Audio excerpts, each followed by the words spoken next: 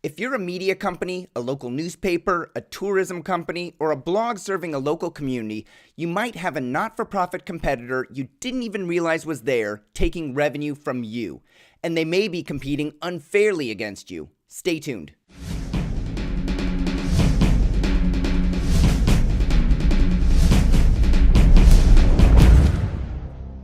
I have 3 short sponsor messages before we get into today's show. First, if you're a domain name investor, you have unique intellectual property needs, and you need an IP attorney that understands them, that follows the industry, and can help you navigate UDRP, copyright, and trademark laws. David Westlow of Wiley Ryan is the lawyer to call for internet legal issues. Second, if you have a great domain name and nothing to show when people visit, you're missing out on potential advertising revenue, leads, and partnership opportunities. NicheWebsites.com can build your site quickly with a price option to suit any need. But as their tagline says, they don't just build websites, they build businesses. Finally, if you're buying or selling a domain name or a portfolio and you want an estimate of its value, Estabot.com is the place to go. Just like you'd visit Zillow.com to get an estimate of a house value, Estabot.com provides key information about the most important statistics so you can make an informed decision based on data. All 3 sponsors have a clickable banner in the upper right-hand corner of DomainSherpa.com. Here's your program. Hey everyone, my name is Michael Seiger and I'm the publisher of DomainSherpa.com, the website where you come to learn how to become a successful domain name investor and entrepreneur directly from the experts. There's a not-for-profit organization in your local community that may be growing and looking for more revenue. And if you're a local media company, you might have a new competitor or an existing competitor you didn't even know about. Today's guest is going to tell us all about the issue. I'd like to welcome Skip Hoagland, founder and president of Domains New Media, a print and online publisher of geographical destination and leisure properties. Skip, welcome to the show. Glad to be here with you.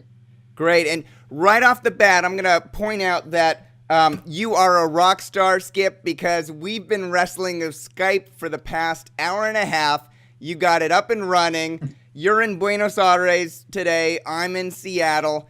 We may see some delays in video and audio, and at that point, I will try to let the audio catch up, and then we'll just continue from there. So thanks for persevering today, Skip. Not a problem. All right. We did it. So let me start with this question, Skip. I read in the 2008 cover story of dnjournal.com that you purchased myrtlebeach.com for $10,000 in 1997, and everyone thought you were crazy at the time.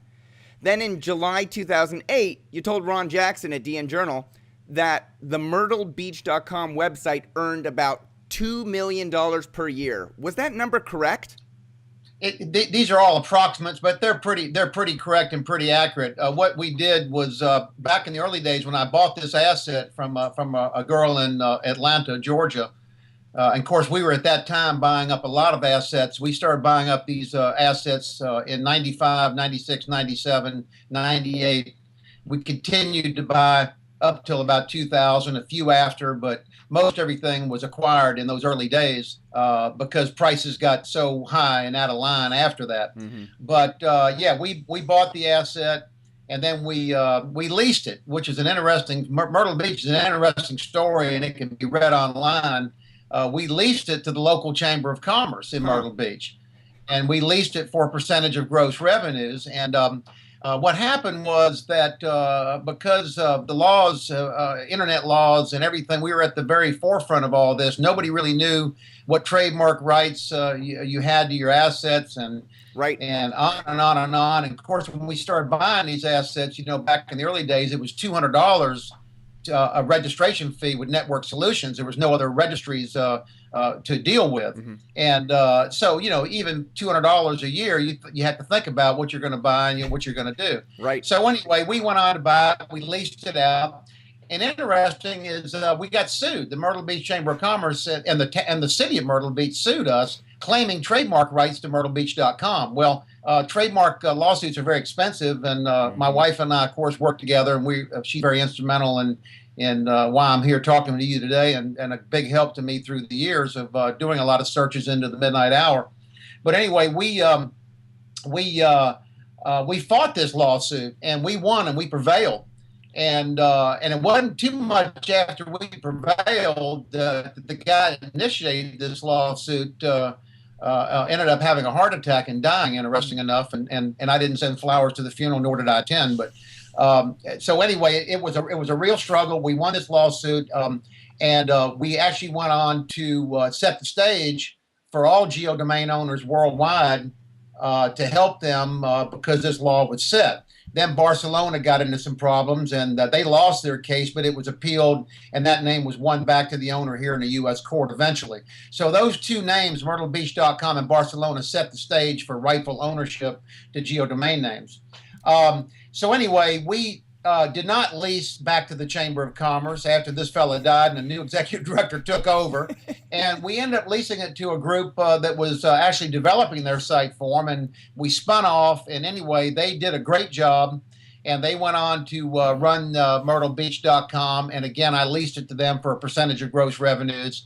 And it got to where it was very successful, doing a lot of money. And then we ended up selling that asset to them, and I think that sale was $4.5 million. I think that was the sale. So it was one of the largest sales of a geodomain name.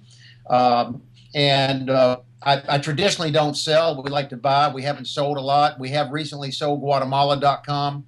We sold that to a group in Guatemala. That's a private sale. We don't disclose what we sold it for, but we obviously don't give names away, so we did well there. And I originally bought Guatemala.com from the owner of Mexico.com. Wow. And so anyway, so back to your question, a $10,000 investment in 97 or 96, 98, whenever that was. Don't hold me to exact dates and to exact numbers, but we'll get close. Turned out to be, a very good investment and a very good return on our investment.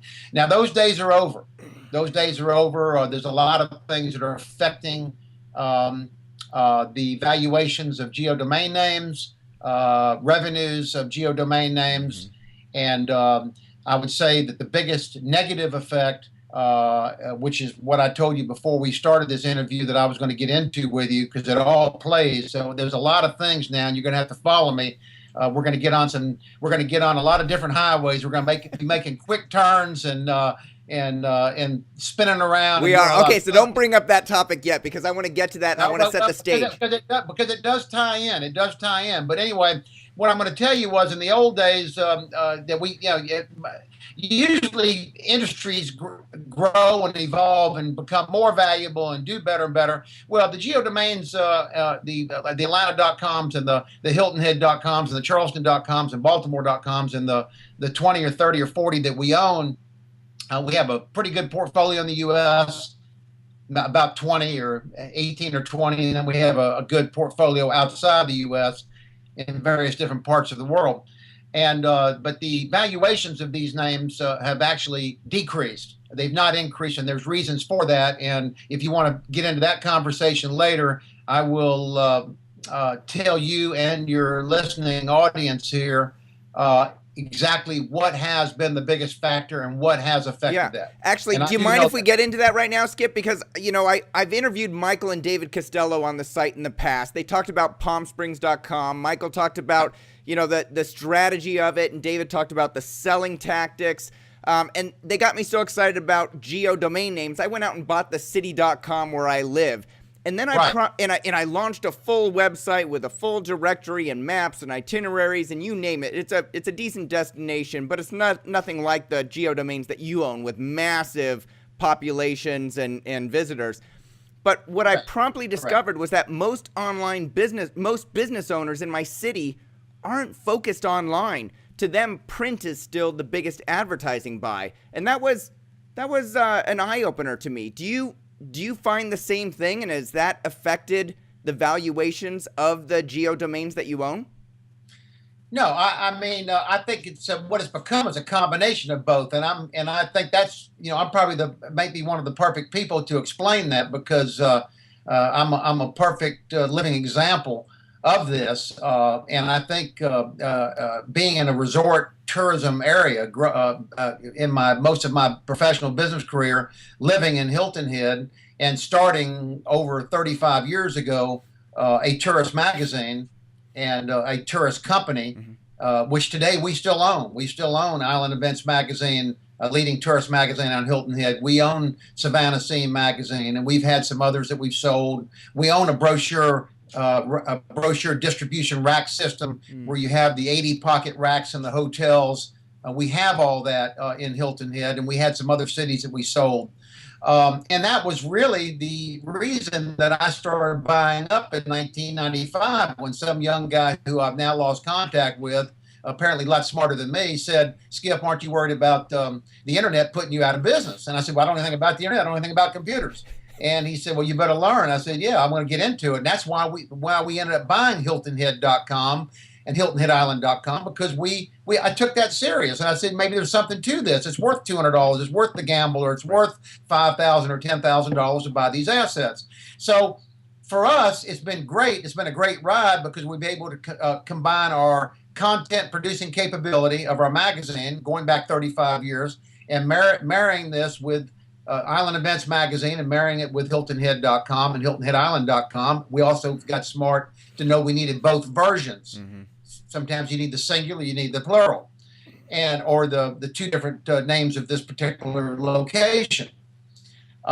We didn't buy the .orgs, we didn't buy the .nets, we just bought the .coms. I mean, there's a point to where you just go broke buying domain names, and you've got to just buy the strategy's got to buy the best and the premium names. So that's what we did, and it's worked out very well. We still have $1 million business with our magazines, with our tourist magazines, selling advertising, because people, even the younger people, everybody still picks up a magazine. They're going to go to the beach. They're going to ride around the car. Sometimes it's easier and quicker, and they like to read the magazine. They might not want to take their iPhone to the beach. And so it works, especially with tourism products. I think tourism, actually, the internet and tourism cities, actually, like Hilton Head as an example to Atlanta. Well, Hilton Head, we make more money with Hilton Head than we do Atlanta because it's just pure travel and tourism, and a lot of the money is made through booking hotels and transactions and all that.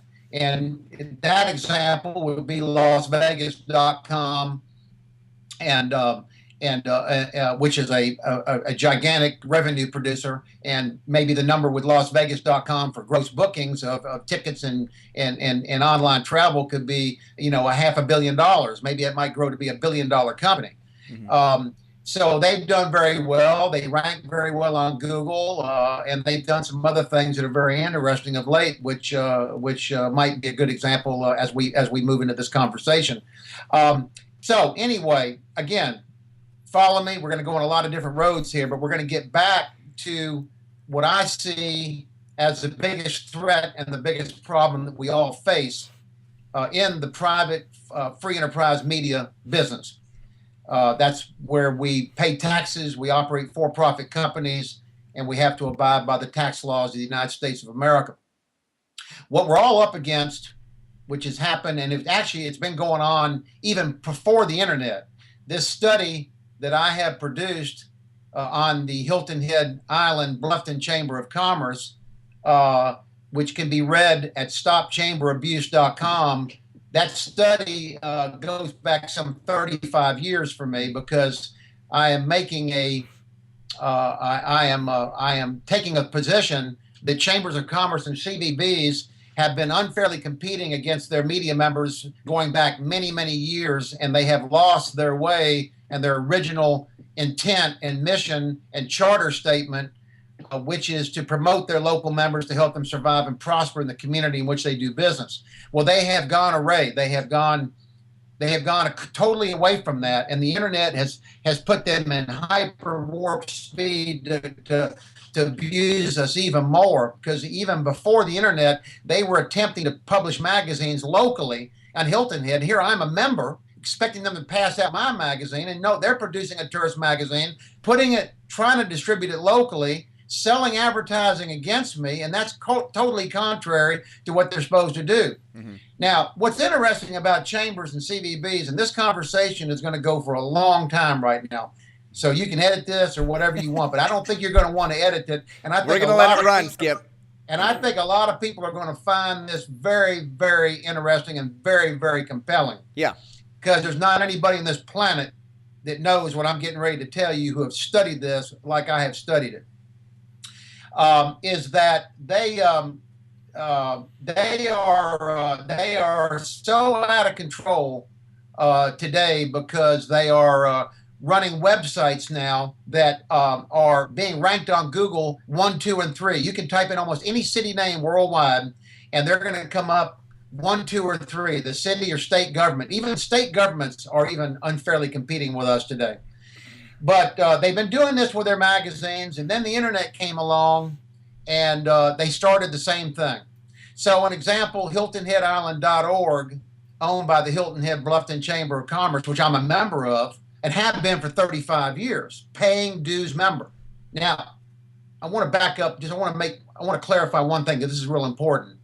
Chambers of Commerce and CVBs are not a franchise. They're not connected to the U.S. Chamber of Commerce. They're not connected to the American Chamber of Commerce. Every Chamber of Commerce is autonomous to that community, started in that community, and anybody can start a Chamber of Commerce, including myself. And in fact, I have. I own chamberofcommerce.com, and it's over 1 million page views on that site and being run. It's a tremendous website, and it's run as a for-profit, not a non-profit. And I bought that name for a big reason, as you'll follow me as we speak. Yeah. But HiltonHeadIsland.org is owned by the chamber. HiltonHeadIsland.com is owned by me and our company and my partner. They're exactly the same site. They do exactly the same thing. They're destination marketing product. They serve the same purpose. They both sell advertising. But one, HiltonHeadIsland.com, is a for-profit local media, has to pay employees, has to pay 35% corporate taxes, on and on and on, all the cost of doing business. The other one is run as a nonprofit, 501(c)(6), pays no corporate taxes, gets local bed tax monies from the taxpayers, gets state grants from the state, has enough money to hire unlimited employees, has an executive director that's paid a $400,000 a year pay package on Hilton Head. Now, this abuse is just on Hilton Head. This is across the nation. Now, Obama makes $400,000, just so we can put this in perspective. And the governor of the state of South Carolina, Nikki Haley, is paid $106,000 a year. Our local mayor is paid $30,000 a year. So here we got this guy at $341,000 salary. You'll read all this on StopChamberAbuse.com. Yep. He makes his salary. He's traveling, using money to travel to England and China and all kinds of crazy stuff, which is completely insane. And has taken this website and our tax money and has actually subbed out the work to do this website to a Canadian company, which is not only abusing our country, but it's abusing our city and our state and the members that are in this business. Right. So we have a guy that this guy, Bill Miles, who's running our Chamber of Commerce in Hilton Head, that's so abusive that you can't believe it. And I think that it's not only abusive, but I think it's corrupt. And I think it's abusive to the taxpayers. I think it's in violation to media members. I think it's in violation to taxpayers to be running a chamber with these kinds of salaries and excessive overhead. And I think it's abusive all the way around. I think it's unfair trade, business, and competitive practices. But here's the big one. Here's the big one. And here's where I'm going with this. It is also, after studying, and everybody in this listening audience, go get, including you, Michael, I want you to go order the Form 990. Every nonprofit has to file a Form 990 with the IRS, and you have perfect rights to that. What this Form 990 will show you is not everything, but it'll show you enough to understand the abuse that's going on in your own city. And here's what we discovered. We discovered something huge. We discovered that they are in 100% violation, as written, of IRS tax codes as written by the United States of America. And the IRS is not enforcing this tax code. So when I found that out, I went ahead and put up to hire an accounting team run out of Savannah, Georgia, with a legal team. I invested probably $25,000 out of my pocket to order all the Form 990s of 50 of the biggest cities in America: Las Vegas, New York, Chicago, Atlanta, all the Myrtle Beach, Charleston, Hilton Head, Miami, on, and a lot more. And we discovered that we were correct, that they were all publishing magazines, they were all selling advertising, they were all had these websites selling advertising, and every one of them are in violation of 501(c) tax codes. So I went ahead and filed a whistleblower program, a whistleblower case. I filed a whistleblower tax And case. who is that filed with? Is that filed with the IRS or the Chamber of Commerce, or the Commerce Department, or?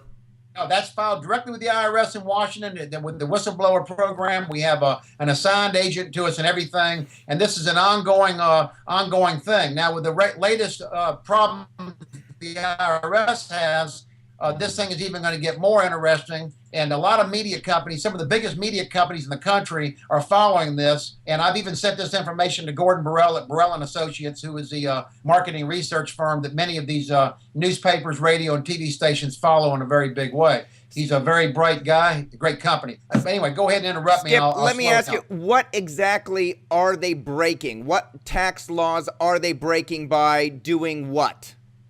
I'm going to make it real simple, and you can get a more in-depth response. I'm not an accountant. Sure. I'm not a lawyer. That's not You're my a publisher. not my profession. Right. That's why you hire professionals to do that. I'll give you the layman language for this, and that is what they're doing is they're a nonprofit 501(c)(6).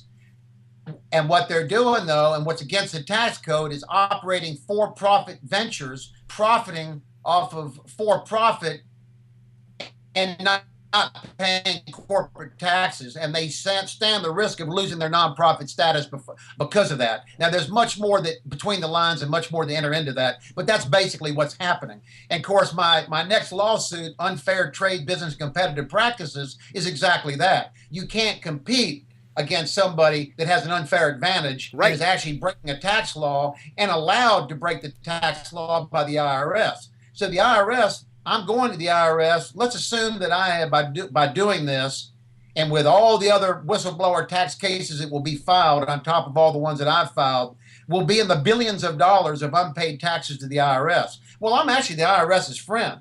I'm telling them I've identified people not paying you taxes. In our country, right? But they're not enforcing it, and that's what whether this thing might end up in some sort of a tax court. There'll be some lawsuits. I don't know. I mean, what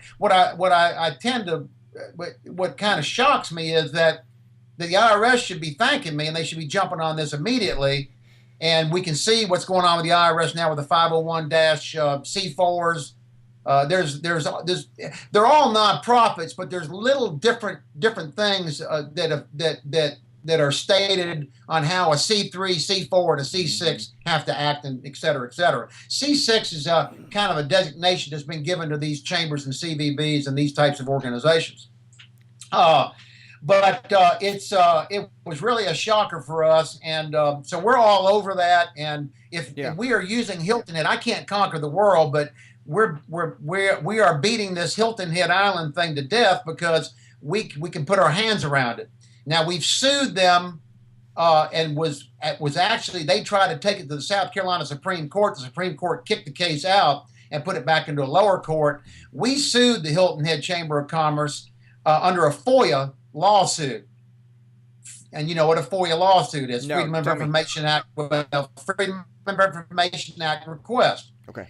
They were refusing to give us these numbers, and we're saying, because they said they're a private organization. Remember, I told you they're not part of any government, they're not part of any state, they're not a franchise, they're all totally autonomous and independent. They're just a nonprofit entity like a local church or whatever. And so they're claiming that they don't have to show all their financial information because they're scared. They know that I got them. They know that I've nailed them. So they say, no, we're not going to give it to you. Well, I say, that ain't going to happen. So I sued them. And we're now in the process of trying to get all this information, because as we win this and we show mismanagement, we show abuse, corruption, and whatever else that we can find, and we don't know anything. We don't know how much and how bad it is until we get every bit of information. You're innocent until proven guilty. Right. Our plan is to prove guilty. Now, we've already proven the IRS violation, but we have much more to go. This is an ongoing thing. But I want to share this with everybody in this country that's in the media business, that pays taxes and is trying to survive, just how bad it is. Now, Google's a for-profit company. They can do whatever the hell they want. They have their management. They do what they want. They want to rank Chambers and CVBs number 1, 2, and 3, and which puts them at an advantage against all of us. They can do that. But and I knew that I couldn't fight Google. I can't sue Google. There's nothing to sue them for. But what I can do is go after these Chambers and CVBs. Now, when somebody comes to HiltonHeadIsland.org, I have written, and you can read it on my website, stopchamberabuse.com. Remember Romney, and I'm a Republican. Why don't I take the position of I'm a Republican? That way, I'm very political, correct here. Nobody can come after me either way. I'm a Republican. I see good on both sides. Sure. But Romney came up with a 6-point plan. And I said, that's kind of interesting. I'm going to use that. I'm going to use that idea. I came up with a 6-point plan on how, totally a business plan on how a Chamber of Commerce and a CVB needs to operate. So not only do I criticize, because anybody can criticize. I can tell you on this camera, I don't like you because your hair's, you got more hair than me. Well, that's not a very good reason. That's easy to criticize somebody. But you got, tell me why you think that way. So I give a reason on how to fix the problem.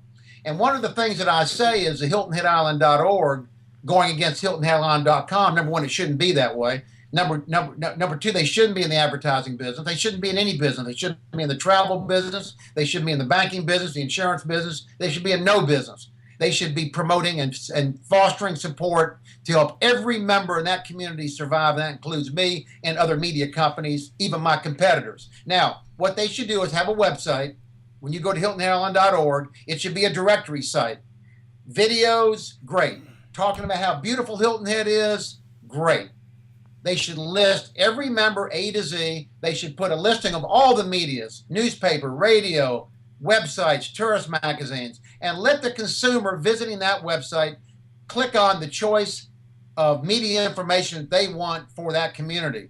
What they shouldn't be doing is producing a site that drains local ad budgets, competes unfairly against their members, looks at their members as an enemy, is in violation of 501-C6 tax codes, is abusive to taxpayers, generates monies to abuse all of us by exorbitant, excessive salaries for the executive director, 23 employees, on and on and on and on.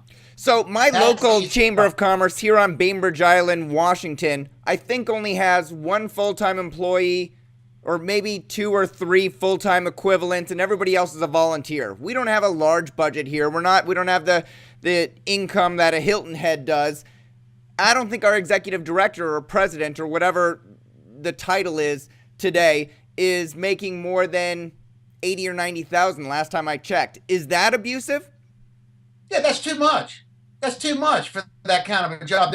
First of all, these guys that make this money, there's no performance. They don't have to perform. They're living off tax money and members' monies. This guy on Hilton Head Island making that kind of money for 15 years, there's no performance. He just gets a paycheck on Friday. I mean, the guy could go, he's got 23 people. He can play golf 3 or 4 days a week and nobody knows it. Isn't that just like politicians? They're elected until the end of their term based on what they said they were going to do. And absolutely. Entitlements, no performance. You and I got to perform or we go bankrupt or we get fired. We do. And so it's abusive. That's an abusive salary for the size community that you have. It's very abusive. It should be 40, 50, 35. I mean, look, the mayor of Hilton Head makes 30. I mean, the governor of the South Carolina makes 106. Yeah. Obama makes 400,000. Think about that. Put that in perspectives. Yeah. But now tell me this, Skip. the What point, should the local chamber of commerces be doing to drive more business to local businesses without doing any advertising? Because they should be out of the media and out of the advertising business. They should be advertising the communities with our tax dollars. They should be using state grants to advertise Hilton Head, or Bainbridge. They should be maximizing this exposure on the internet with search. But they should be generating that business for their members, not themselves. That's clearly the point. Now, the other thing is, depending on the size of community, a chamber and a CVB or a VCB or a tourist board. You understand, CVB, Convention and Visitors Bureau, Visitor and Conventions Bureau, depending on where you're at. On Hilton Head, they've renamed it Visitor and Convention Bureau, but it's known as Convention and Visitors Bureaus. Or a tourist board. In Las Vegas, it's the Las Vegas Tourism Authority. It could be a tourism office. In Europe and around the world, they don't use CVBs as much as they use tourism commission or tourism board or travel board or whatever. Okay. Regardless, if in a small city, economies of scale, a chamber and a CVB or a tourist board should be one and the same. One executive director, small staff, like you say in your community. There's no reason to have two. But in Hilton Head, Atlanta, and different cities, a little bit bigger communities, the way to do it is a chamber, totally separate chamber, and a totally separate Convention and Visitor Bureau. They both have different functions. They have both different purposes. The Chamber of Commerce is to support the local businesses that depend on local business locally, everything locally. Banks, insurance companies, electricians, plumbers. That's the chamber. A Convention and Visitors Bureau, Tourist Board, VCB, CVB is totally different. That's when a community depends on a lot of revenues for tourism, for people coming here. And so those members would be hotels, restaurants, et cetera, et cetera, et cetera. And that's a different purpose. Right. And that's the group that usually gets the DMO money, the direct marketing organization money, becomes a direct marketing organization chosen by that city government, that town government, gets the state grants, etc. But they should be held accountable, and they should be investing those funds under a fair set of rules and not abused, like we're doing on Hilton Head. It's totally abusive because of the salaries and because of the violations of tax codes and the fact of what they're doing. They need to run their business, their nonprofit business, like I run my for-profit business. They need to learn to run it with the monies that they receive and not try to fund the bureaucracy or the abuse by doing things that are illegal and in violation. So the Hilton Head Chamber has to learn to operate the VCB division or CVB division or tourist board division with the membership monies and the monies that it's granted by the local town as DMO or the state grants. What they can't do is create another for-profit product to make millions of dollars with to fund it more. So what that does when you separate the chamber and the CVB, unlike Hilton Head where they're both running together, which they shouldn't be, now they're able to commingle the funds and they're able to hide all this abuse, like that $400,000 pay package that this guy makes. Well, anybody listening to this program, anybody that reads anything on StopChamberAbuse.com, I can tell you not one person on this planet or in Hilton Head, except for the few of the buddies, what I call the buddy board of this chamber, will agree that this guy should be making $400,000 as an executive director of a nonprofit business organization. Yep. So that's ridiculous.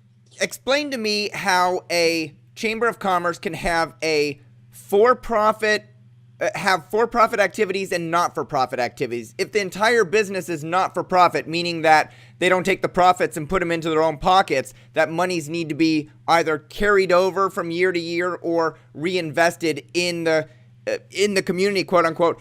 What does it mean to have a for-profit activity and a not-for-profit activity? I've got the exact answer, and it's part of my 6-point plan, and it explains it very, very, very clearly. Chambers of Commerce can run any kind of program that does not compete with their members' businesses. So what they can do, and I have no problem with this, to raise additional funds, which is totally appropriate, is things like business after hours, a business expo, food fest, these kinds of things. These kinds of things that benefit the members, benefit the community, and help them make some additional revenue and additional funds. These are acceptable. What's not acceptable is running an insurance company, a bank, a restaurant, a magazine, a website, a media company, anything that directly competes or hurts members in that business. You understand? That makes sense. So who says that Chamber of Commerces, which are all independently run and owned and operated or run individually, there's no overarching authority to say you're doing it right, you're doing it wrong. What's to say that they can't compete with members? Well, that's why I went after them on the tax side. That's why I went after them with the IRS whistleblower, because they're in violation. So you either is or you ain't, as they say. Okay, you either is or you ain't. If you're going to be for profit, then play by the rules, pay your taxes, don't compete unfairly, unfair trade, competitive business practices. Clearly, end of story. That's where I got them. Okay, I'm a for-profit company. My 3 local newspapers are for-profit companies. If the chamber wants to compete directly and sell advertising and sell online improved directory listings and sell videos and sell marketing services, then they need to compete directly with me as a for-profit. They cannot be a not-for-profit. That's the crux of the matter. That's correct. And they also just need to say, don't join, because you're the enemy. Right. They need to say we're open to all businesses except for media companies. Yeah, and here's what I say to local media companies, and here's what I say to everybody in this country. You start the local media association. We need to start, and I'm sure we will, the Hilton Head Island Media Association. So the 30 media members join this association, and we let the chamber know that you're going to play by our rules. We're not going to play by your rules. And we're going to do the same, and then we're going to carry on this IRS whistleblower tax case, and we're going to make them pay the back taxes and everything that they owe. It's interesting about this. Yeah, I get a whistleblower fee, for this. I get a snitch fee. I'm a snitch, okay? I did not know that. Okay. But I'm a good snitch. I'm a good snitch because I'm getting paid to go after somebody that's abusing all of us in this country. And I should get paid for this job that I'm doing. And I should get paid well. And I plan on getting paid well for that. And so the bottom line is it's got to be done fairly. It's got to be done fairly. No, I completely agree. Now, you brought up the snitch thing. So how much does a whistleblower case earn the person reporting? Well, anywhere from 20 to 30%, depending on how much you identify. So if let's assume that I identify $1 billion in unpaid taxes. Yep. I mean, Las Vegas, just LasVegas.com or visit LasVegas.com or visit this, visit that. I mean, just that, you add all this up, let's say it's $1 billion. Let's say that I've actually, when you total it all up, it's $1 billion. Let's say that you become a whistleblower for Bainbridge, and Michael and David Costello become a whistleblower for their cities, and everybody else that owns Chicago.com and New.York.com and San Francisco.com and Miami.com owned by McClatchy. They all turn their chambers in. Well, I won't get part of that fee. They'll get that money. But what I've turned in could very well be $1 billion. So I get the IRS, if it's 20%, it's $200 million. If it's 30%, it's $300 million. Look, we all know about the tax case of the Swiss bank accounts. The guy that turned in the Swiss bank accounts, he got paid. It was the biggest whistleblower settlement in U.S. history. It was $106 million. He actually got underpaid because I think he identified 4 or 5 billion, maybe more, in Swiss bank accounts. The problem with that, guys, he had to serve 3.5 years in prison because he's part of the scheme. Now, if somebody told me I had to serve 3.5 years in prison for 106 million and get 106 million to boot, I'd probably do it. But I don't have to go to prison because I haven't done anything wrong. All I've done is done everything right. I've been completely up front, on board, and I've identified abuse, and I'm playing by the rules. I'm not playing by an unfair set of rules. Right. So that's how that program works with the whistleblower IRS. Skip, why didn't you just run for president of Chamber of Commerce and then knock your salary down to $50,000 and run it like a media company? Well, I think that somebody will apply for that job locally in Hilton Head. I think that thing will be cleaned up. I think that guy will end up being fired. I think there'll be a new board. Here's what's interesting about the abuse on Hilton Head, and this is another thing you've got to identify that people need to be aware of when they clean up their local communities.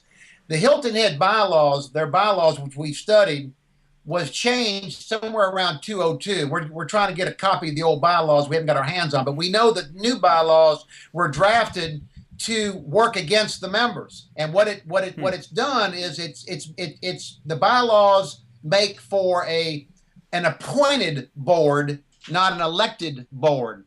So it's put the power in this guy, this executive director Bill Miles' hands to basically, when people resign, what I call that is a buddy board. Right. He fills it in with people that are going to support him. If you're an executive of a corporation in America, you want your buddies surrounding you, your golf buddies, because when it comes time to give you a bonus, a increase in salary, even though the stock is going down, the shareholders are being creamed, your salary's going up. Welcome to corporate America, okay? Or the corporate world. I'm not going to just blame our country. There's the world corporations are at blame there. And there's some companies that are run very, very good. You know, Coca-Cola might be one of the if you study some of the stocks of some of these companies, that might be one of the better run companies where they don't get away with such abuse. But the idea is that this chamber needs to have a board that's elected by the members. They need to have term limits.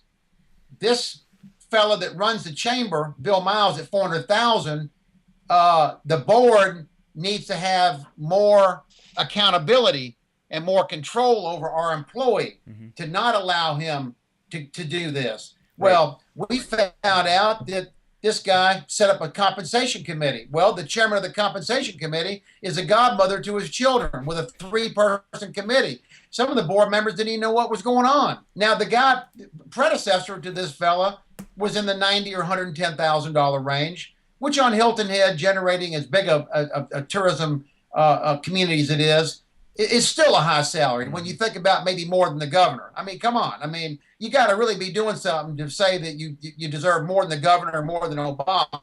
I mean, they got a lot of work. Well, to be honest, I would say that your governor is definitely underpaid. Yeah, well, I would say, you know what? And I would say the governor's underpaid, and I would say our local mayor was underpaid. In fact, our mayor, Drew Laughlin, used to be my lawyer, and he was making $15,000, and they doubled up recently, and I still say they're underpaid. So yes, I agree to that. Yeah. Now, I can more understand $400,000 for our governor than I can understand $400,000 for our executive director of our chamber. Definitely. So now I want to tell you something else. So I started looking at the American Chamber of Commerce, the U.S. Chamber of Commerce. Now this is going to blow your listening audience, just blow everybody slap away, because it blew me away. I got in and started doing some research on Tom Donahue, the president of the U.S. Chamber of Commerce in Washington, D.C. Well, you go ahead and do a search right now. You'll read an article in Huffington Post. You'll read some other blogs about it. I'm going to ask you a question, Michael, and I'm going to put you on the spot. You ask me direct questions. Skip, what are you making? What are you doing? All right, now I'm going to turn the tide, and I'm going to ask you a question. What do you think Tom Donahue, the president of the U.S. Chamber of Commerce, is paid a year to run the U.S. Chamber of Commerce? And make a wild guess. And again, I don't know what the U.S. Chamber of Commerce is. Well, is that the umbrella for all the local? A lobbying group for corporations. It's a big deal. They have a lot of power. They're a big lobbying group up in Washington. It's not run like a city chamber. That's what they do. So just make a wild guess. It's a big, giant Well, lobbying. if they're in Washington, they're a lobbyist group. I'm going to throw out $1 million salary. Okay, good guess, because most people would say 400, 500, 600, 300. 4.7 million, jet, limo. Now that doesn't count. That doesn't count his international travel. Maybe he's staying at $1,000 night hotels. Who in the hell knows what the guy's doing? Right. But it's 4.7 million thereabout, limo, jet use, and whatever else the guy can.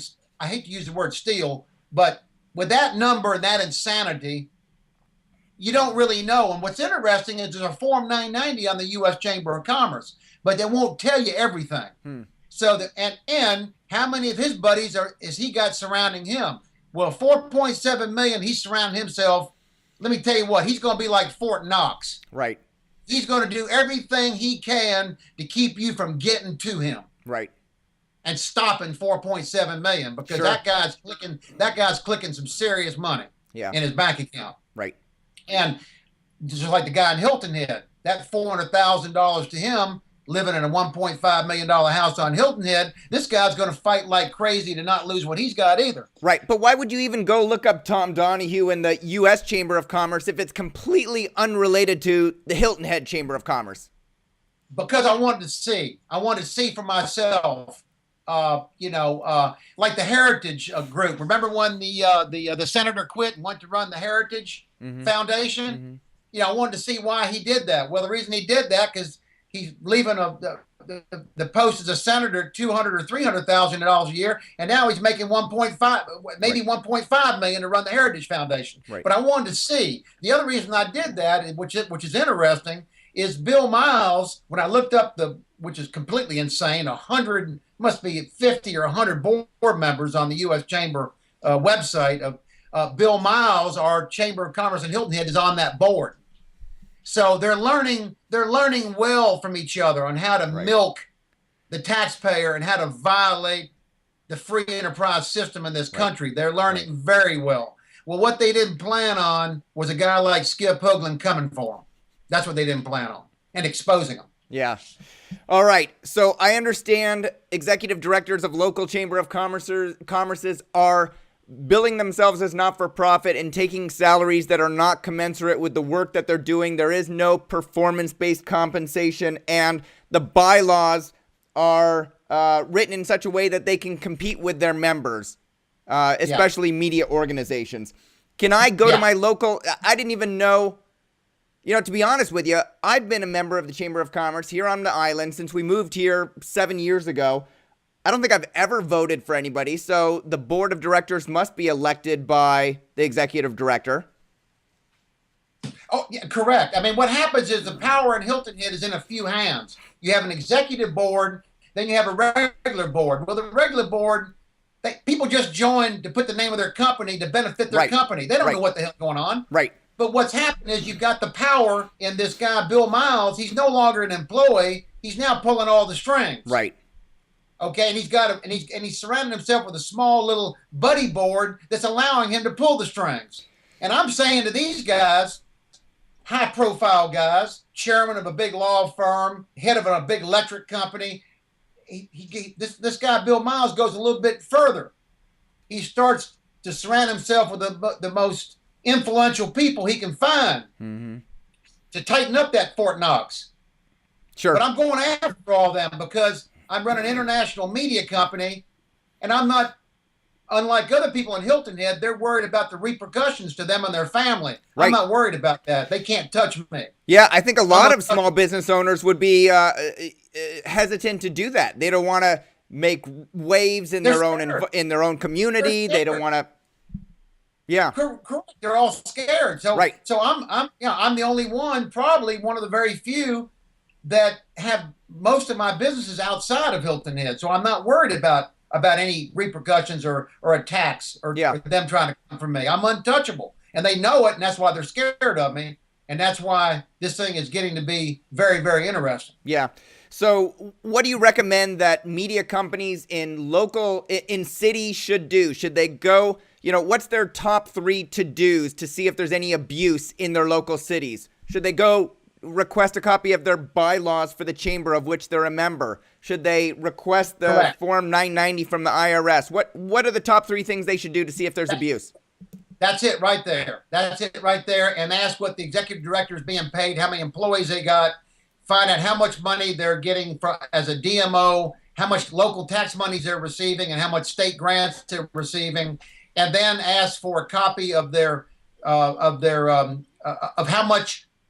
It's real simple. We're both businessmen here. It's real simple. How much is coming in and how much is going out, and how much is actually going to benefit the community. Mm-hmm. It's that simple. Yeah.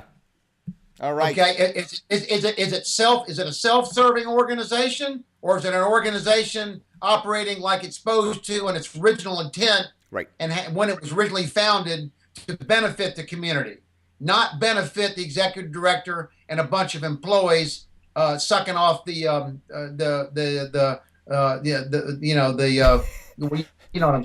waiting for your analogy, whatever you're going to throw out. I was thinking. All right, Skip, how do people who are interested in this, that are interested in geodomains, that are local publishers, geographic publishers, how do they follow the case, the IRS case? Well, they can go to stopchamberabuse.com. Okay.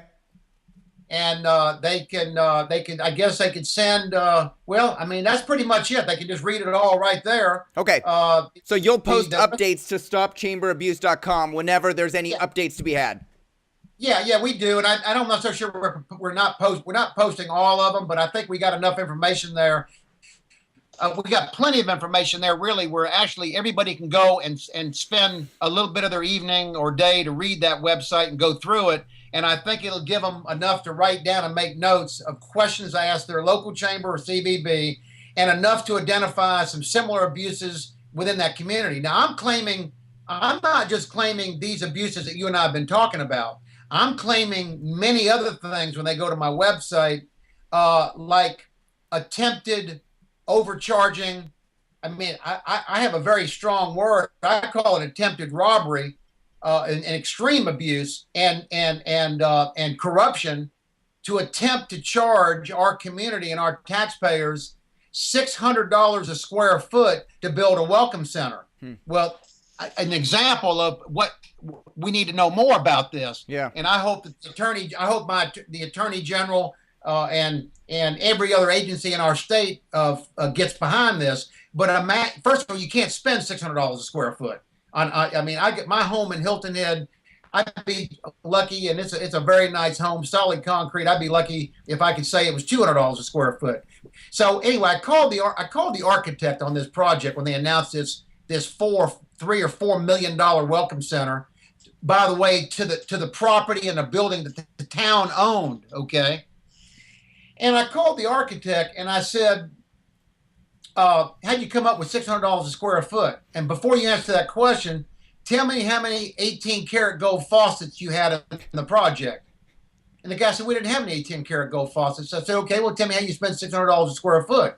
And he said, kind of nervous on the phone, he said, you have to call Bill Miles. The estimation was done in-house at the chamber. Oh, wow. I said, so now we're paying Bill Miles $400,000 a year pay package or salary pay package. You travel around the world. Now he's a construction estimator.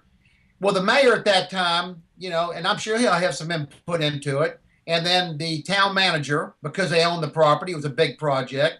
And we want to hear about it. And what we haven't gotten from him yet is who did the estimation and how did he come up with $600 a square foot?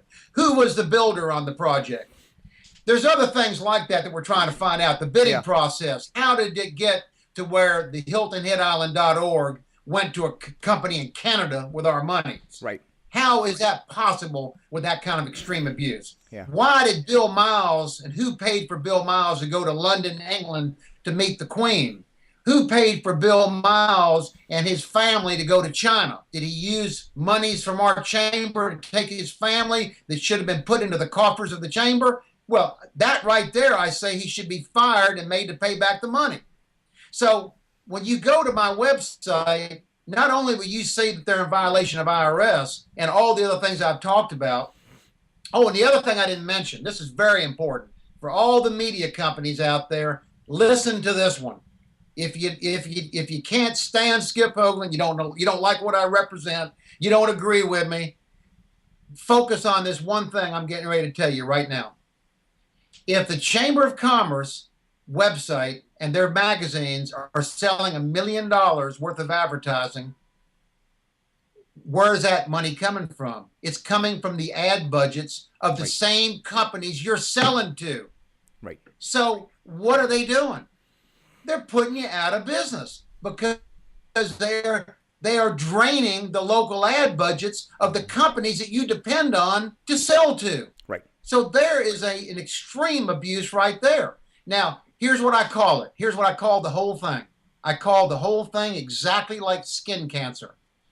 All of us in the for-profit media business in America have skin cancer. It's not going to kill us. It's been identified. We've been diagnosed with it. The dermatologist says if you remove it now or next week or in a couple of months, you're going to be fine. No problem. We can get it out. But if you leave it there and let it continue to grow, it's going to kill you. Are there any Chamber of Commerces anywhere in the United States that aren't competing with media organizations because they've taken a stand and they don't want to compete with local companies? Absolutely. There's got to be a few exceptions. I would say there are. And I'd say that people listening will come back and look at all this and say, you know what? Thank God my chamber and CVB is actually doing it right. Mm-hmm. They're actually being run correctly. What do you recommend local Chamber of Commerce should do? Like, let's say the Hilton Head, they had to outsource some sort of web development up to Canada, you said? Is that the case? Skip, was that the case that they had to first of all, yeah, absolutely. And now, they should that. What should they do? So if we were to identify what they should be doing, should they go out for local bid in the community, in the surrounding community first before they even go outside the state? Absolutely. Well, in Hilton Head, they did that, but the bidding process was so, and we have somebody who's already come forward. They said the bidding process was so corrupt and so rigged. That it was impossible for them to get that bid. So that's one of the other things we're claiming in some future lawsuits down the road that was an abusive process for the members that were bidding on that contract. And it's real simple. The Chamber of Commerce website should not be difficult. It should not be in depth. It should not be sophisticated. In fact, it should be opposite. It should be a very nicely done, created directory website, giving people the information that they want for that community. Yep. If they want to look up from A to Z, plumbers, electricians, media, hotels, right? That's it. But aren't Chamber of Commerce's, if chambers outsource their media needs to local companies, so let's say that my local chamber says we need a brochure, Mike, your company and the three newspapers can bid on this. Aren't they essentially picking a local winner over the others? That's correct. That's a fair bidding process. Only if there's nobody locally that offers those services should they be allowed to go outside the membership and that community. And that first bidding process, not just a community, 2 members. If there's not a member that can do what they need to do for that project, then the community.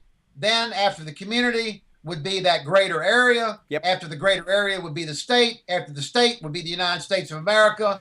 And to go outside the United States of America, or quite frankly, outside your community or outside your state, would be sheer insanity, because there are hundreds of companies that can do anything that they need to have done, period. And that seems like a no-brainer. It seems like that should be one of the first bylaws in the Chamber of Commerce bylaws. And if I go and request mine today, which I'm going to go do, it might not be there?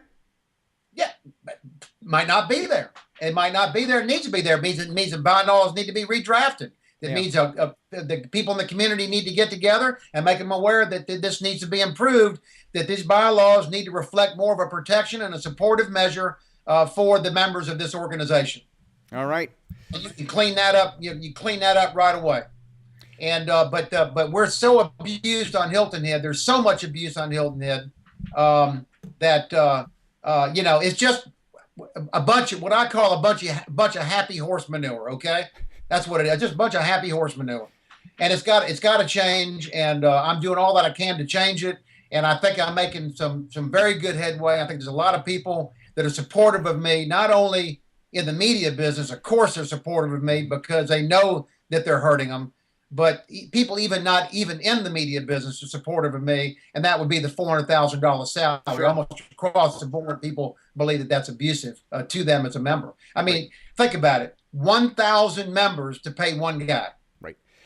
Basically. Right. And I think everybody else who's a business leader would agree that two companies that have to compete directly head to head in advertising and marketing, one shouldn't be a for-profit and one shouldn't be a not-for-profit. One shouldn't have a competitive advantage over the other.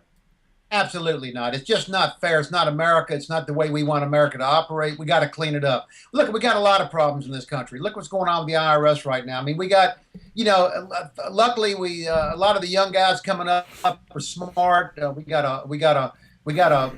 going through some bad times right now. And I tell people, it's the bad times sometimes can be the good times, because when you go through bad times and you're in a bad economy like we are right now, it makes each one of us reflect on ourselves and our families and the businesses that we run and that we're invested in. It makes us look deeply at these abuses because it is hard, and it is harder to make a profit. So we want to clean it up. We want things to operate properly, and that's what happened to me. That's the very reason that this whole project for me started, because I was being affected. I saw that I was being affected, and I was being attacked unfairly and competed with unfairly. And then the deeper I dove into it, the more abuses and the more corruption and abuse I saw. And then local, state, nationwide, worldwide. I mean, I see it even in other countries. Yeah. And so, it's happening everywhere. And, type in any city, type in London. Yep. Look what's going on there. It's the London Tourist Authority is trying to put the poor guy that owns London.com and LondonTown.com and all the other free enterprise there. Well, I imagine that the British system is very similar to ours. I imagine that there's they operate similarly to what we do. And Japan, China, Cuba. I mean, yeah. Well, we all know there's a difference between, even here in Argentina, there's a difference between socialism, capitalism, and communism. So, but I can tell you, in the United States of America, we got problems, and I've identified. I think what I've identified is, without a doubt, this Chamber of Commerce CVB thing is the biggest threat in America to the free enterprise, for-profit, local media industry. The single biggest threat. All right. With that, Skip, this entire interview has taken a different turn than I expected, but I appreciate it. I am appreciative as a media company owner, as a publisher, anybody that's going to be in the newspaper industry, in the tourism industry, in the local GeoDomain owner industry should pay attention to this, should follow what you're doing at stopchamberabuse.com, should go into their local chamber if they're a member and request their Form 990 from the IRS, ask for their bylaws, take an active role in what's happening in the local community. What I do now, Skip, is I'm going to ask you to come back on the show again on a separate day. We're going to talk about your GeoDomains. We're going to talk about your publishing company, the print magazines, and the tourism brochures that you develop, because I want to learn more about those and how your business has changed there. So I'm going to invite you back and we'll work that out. I also ask now, if anybody in the audience has questions for you, Skip, that they can post them in the comments below the video when this show goes live. And then I'll email you to come back and answer as many of them as you can. And if somebody wants to email you, Skip, get more email you directly and ask you a question, they don't want to post it publicly. Maybe they just want to send you an email and say thank you. Is there a best way for them to do that? Well, I don't know how much my box will fill up. What do you think? I don't know what to do about that. I certainly want to help everybody. Can they go to the contact form? Can they go to the contact form on stopchamberabuse.com? I think we actually do. I tell you what. Why don't you? How do we do this? If anybody I wants just to can't. email you, they can email me directly at michael@domainsherpa.com and I'll forward it to you. How about that? Why don't you just do that? And why don't we just keep this going? Because you're right. We're going to have to do probably maybe several more shows to really dive Yep. into all this and all the different aspects of this and dissect this. I mean, this is not a simple thing. This is not a 20 or 30 minute thing to figure out It is here. not. And I do want this particular programs that you've done here. This will need to be mailed out. This will need to be sent out to every chairman, president of every media company in this country. I've got some of those contacts, and in fact, I think your real contact, and I'm saying this publicly because I have a lot of respect for the company, and that's Burrell and Associates. Gordon Burrell needs to hear this. He needs to watch this. He might even want to have this as part of one of his webinars. And I think that Gordon could be very instrumental in sending this out to all the media contacts in this country who will find this interview to be very compelling and very serious. Okay? Definitely. Skip Hoagland, the person behind StopChamberAbuse.com and founder and president of Domains New Media, thank you for coming on the show, sharing your knowledge about this issue that's happening with local chambers, with tourism boards, with convention bureaus. Thanks for sticking to your guns for all media companies out there, and thanks for being a Domain Sherpa. You bet, Michael. Great job. I'm glad I did this. So glad. Thanks. Me too. Thank you all for watching. We'll see you next time.